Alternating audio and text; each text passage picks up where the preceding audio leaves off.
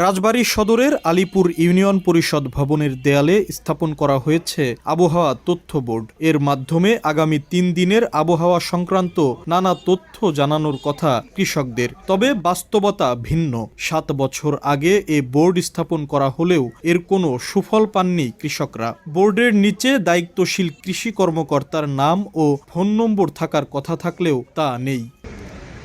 ২০১৭-১৮ অর্থ বছরে জেলার প্রতিটি ইউনিয়নে এমন বোর্ড স্থাপন করে কৃষি সম্প্রসারণ অধিদপ্তর। স্বয়ংক্রিয় রেইন গেজ মিটার ও সৌরবিদ্যুৎ প্যানেল বসানো হয় ভবনের ছাদে। তবে দীর্ঘদিন ধরে অকেজো থাকায় নষ্ট হয়ে গেছে যন্ত্রগুলো। কৃষিকাজের জন্য দৈনিক তাপমাত্রা, বৃষ্টিপাত, ঝড়ের পূর্বাভাস সহ আবহাওয়ার বিভিন্ন তথ্য সংগ্রহ ও প্রকাশের ব্যবস্থা থাকার কথা থাকলেও কাজের কাজ কিছুই হচ্ছে না। কৃষকরা বলছেন, ইউনিয়ন পরিষদের দেয়ালে শুধু বোর্ডই দেখছেন তারা, আজ পর্যন্ত কোনো তথ্য পাননি। এই যন্ত্র সম্বন্ধে আমরা আজ পর্যন্ত কিছুই বুঝতে পারলাম না যে এই যন্ত্র দিয়ে আমাদের কৃষকের কি উপকার হবে।